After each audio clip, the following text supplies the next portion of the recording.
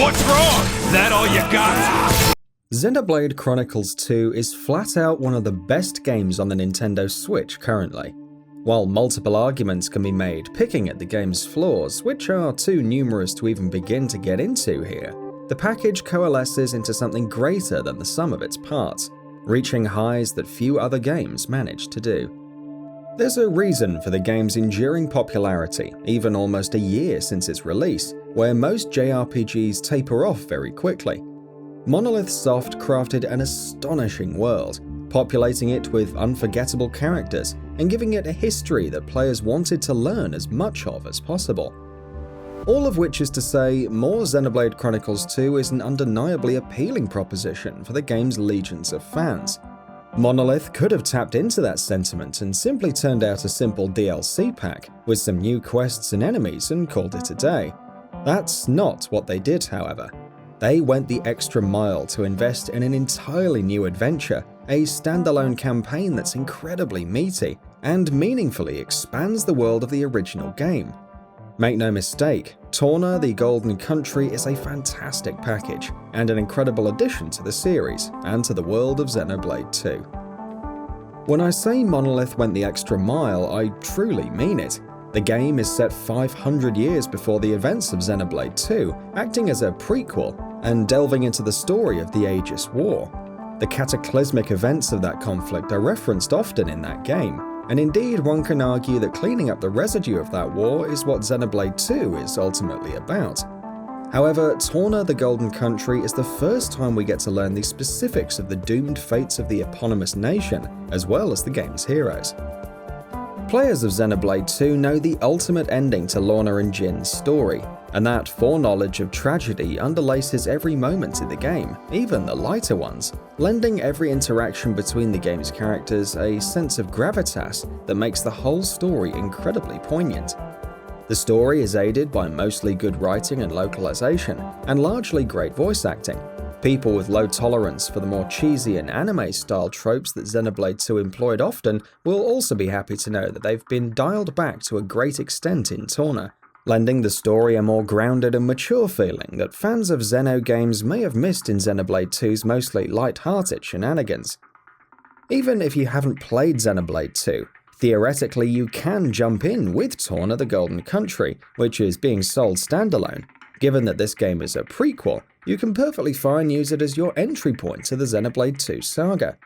That said, in my opinion, it is something you should avoid doing. Not only will a lot of the more meaningful moments in Torna be lost on you without the context that Xenoblade 2 provides, but Xenoblade 2 itself, as well as its central mystery, are spoiled somewhat by Torna, which after all acts on the presupposition of familiarity on the player's part. But even beyond the story, Monolith Soft have expanded Xenoblade 2 with Torna. Take, for example, the addition of new mechanics, such as community, which is a measure of your bonds and interactions with NPCs in the game, and is governed by quests and favors you carry out, in turn unlocking more higher-leveled ones for you to access. Or camping, allowing you to craft items and engage in light-hearted chats with your party members, giving you more chances to interact with them. These are new takes on concepts in the base game. Camping basically takes your rests at inns in the base game and expands upon that concept greatly, while community is actually a return of a feature from the original Xenoblade Chronicles, and analogous to the town development levels in Xenoblade 2, and keep things fresh for players who have invested hundreds of hours into Xenoblade 2 by now. Of course, Xenoblade 2's crown jewel, the battle system, has also seen a fair few changes here. The core is the same, the battle system is real-time action with basic attacks being automated, special attacks called arts being mapped to face buttons, and requiring player input, attacks leading to higher level attacks unlocking, and different attacks stacking together for combos across the various party members you have on the field. However, Monolith has decided to mix things up here with some changes. For instance, you can now control your blade, a human manifestation of your sword, directly. And indeed, switching between the blade and the driver, the human character who owns the blade, can open up new art combo possibilities, not to mention present strategic opportunities in battle by letting you recover HP or press an attack. It adds more player engagement, By encouraging mixing characters up in real time to string combos and attack openings, as well as covering your own, you are constantly encouraged to not just let the AI spam their auto attacks. All the strengths of the battle system in Xenoblade 2 are present here, with some neat wrinkles thrown in that should delight the veteran fans of that game. Battle system aside, there are still more changes. Monolith has largely taken the opportunity to address some of the long-standing complaints in the base game too. The voice acting seems to be noticeably better in Torna, as well as the lip sync, though there are still scenes where it's perceptibly off. Tutorials remain hilariously ineffective, but you at least have the option to peruse them later by checking a new tips option in the menu. Very importantly, the game runs far better in handheld mode than Xenoblade 2 did. While it's still at its prettiest on the TV, the handheld performance of Torna is better than the base game, although be mindful that it will push your Switch to the limit. Mine got pretty warm and burned through the battery rather quickly in handheld mode. Apart from the story, the mechanical and the QOL expansions, Torna also adds entirely new enemies, characters, new areas for you to visit and explore, plus recasting older areas that you revisit in an entirely new light, and presents you with a brand new campaign that will take you north of 25 hours to get through, at the very least.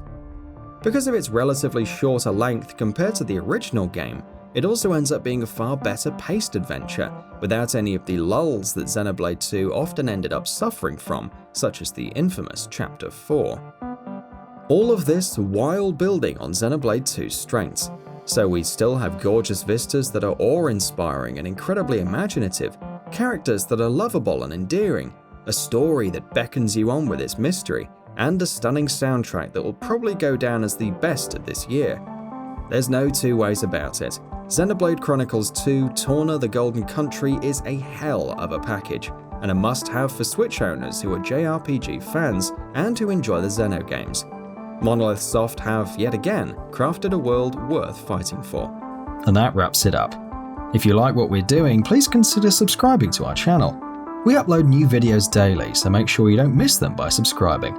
We appreciate your support, and we thank you for checking us out.